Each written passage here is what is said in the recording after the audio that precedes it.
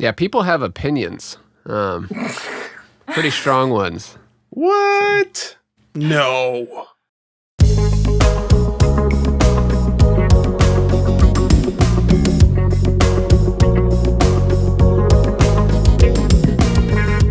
Hey, I'm Fingers. Yo, this is Vector. Hey everyone, this is Days Ahead. And I'm Nitroid. You're listening to the Kojima Frequency.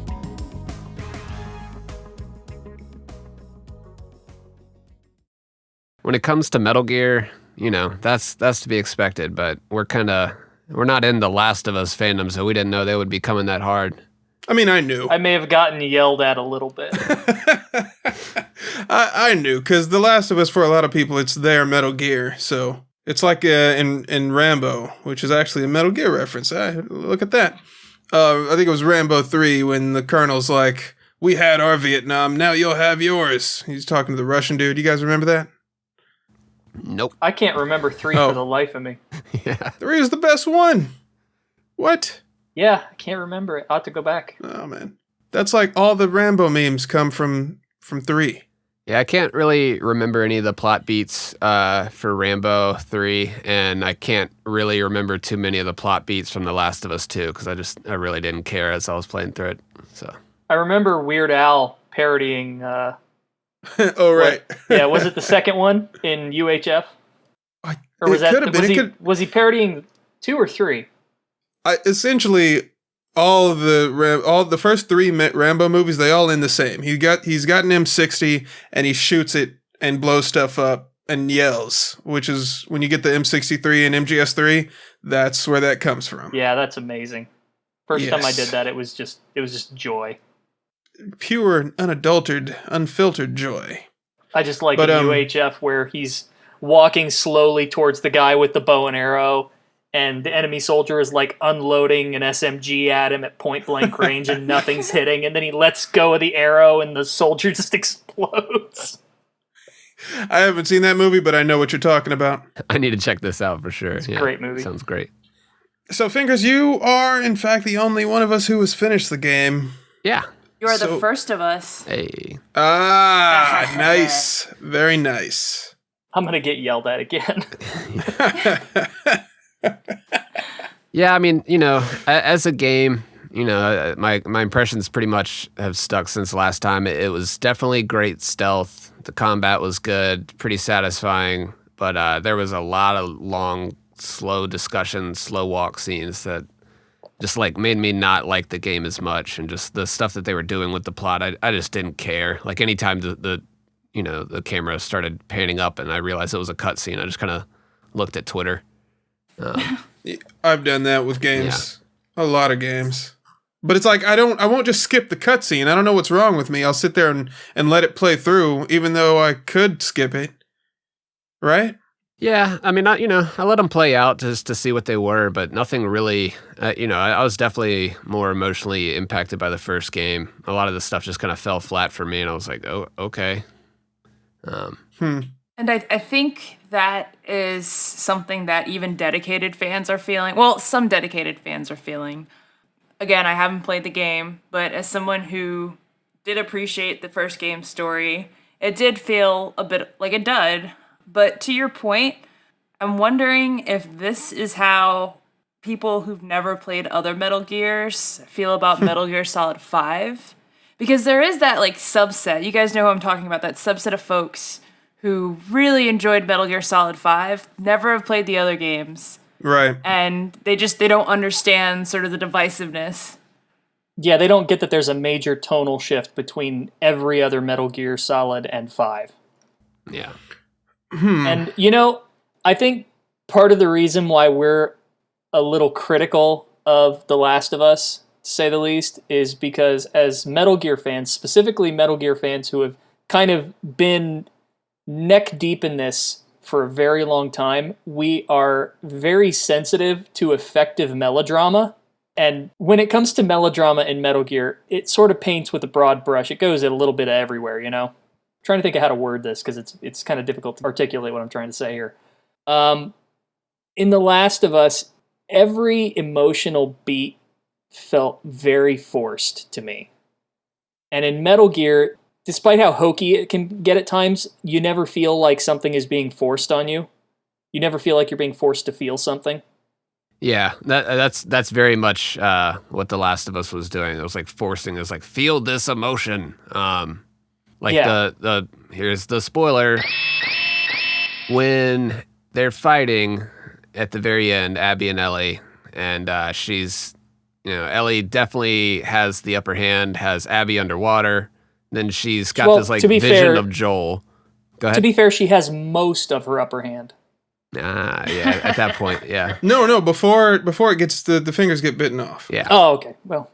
Yeah. It's just trying to make a joke, man. Oh, okay. I appreciated it. Yeah, me too. I guess I just had to kill it. Sorry. Yeah, she's, so she's got her under there, and she's got this, like, just flashback of Joel sitting on the porch and stuff, and, like, that's supposed to... I should have said while she still had her upper hand. Yeah. Right. I'm sorry. I'm sorry, fingers. You're good. Woo! I got it. Because she lost 2 fingers. Yeah. Fingers jokes. Back to you, fingers. Yep. So, like, that whole force scene, it was like, doing this won't bring him back, and it was like, that was like the big shift, in her mind. Like, yeah, you go through the whole game killing everybody with no remorse, really, but if you want to call that character growth, I don't know. She just had a sudden epiphany, kind of. Was just like, yep. So.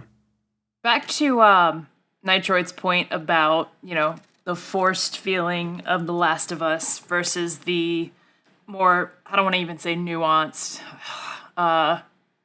subtle, I guess? No. No. That's an oxymoron. Metal Gear ain't subtle. Subtle melodrama is certainly an oxymoron. Also, I've been drinking a little. But to your point about that comparison, I think the greatest example of this is honest. That's a great. Okay, good. Honest. Honest is a good word. I think the best example is sort of the lesson or the message or the tone that you get out of it. The switcheroo with Raiden, the end game of that is to tell you, take whatever you got out of this experience and make that your message, and move on with whatever that experience you personally had. Whereas The Last of Us, it seems to not give you any sort of agency with that message. You almost feel like jerked around with how they want you to feel. And I think us as Metal Gear fans, that kind of offends us when people compare the two switcheroos, because their end game is so vastly different. Yeah. And in a vacuum, The Last of Us 2 has its own thing that it's going for, and that's fine. I get that. But the comparison falls flat because the goals of these two games could not be further apart. Metal Gear never tries to tell you what to think outside of maybe 1 or 2 narrow points like nuclear weapons are bad. Yeah. Last of Us also teaches you to do like 2-finger chords, and the importance of having a clear fretboard and getting that string buzz out of there. Oh, gotcha. Yeah. It's an acoustically responsible game. Yeah, I mean, is it? Does anybody here play guitar? I mean, I dabble. Freaking Mark Hammond was playing songs along to it. I mean, the chords are definitely, correct. So. Okay. Yeah.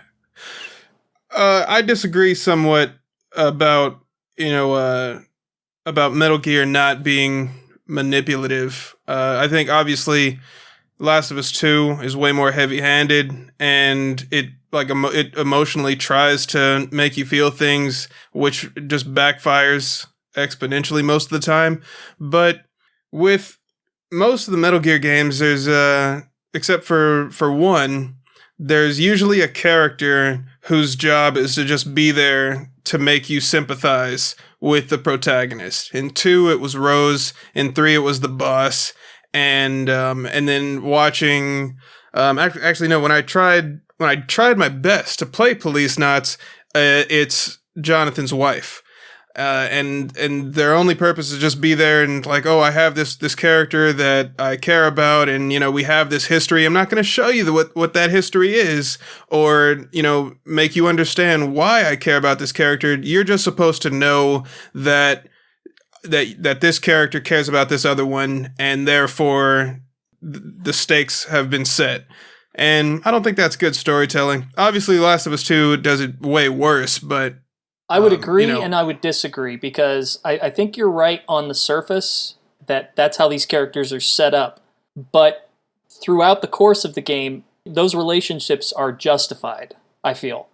In the case of the boss, we don't need to know everything about the backstory between she and Naked Snake. But throughout the course of the game, in their interactions and the way they talk about each other, you feel like, okay, there is a history here and I can believe it. You do become emotionally invested there. Maybe. I mean, maybe I didn't, because it's like, all right, got to kill my mentor. Cool. She didn't teach me anything personally. I'm sure she taught Snake a whole bunch of stuff and gave him weapons and all that stuff. And I have no problem killing the boss, but maybe Snake does. But it's hard for me to put myself in his shoes if I haven't personally built that relationship. The whole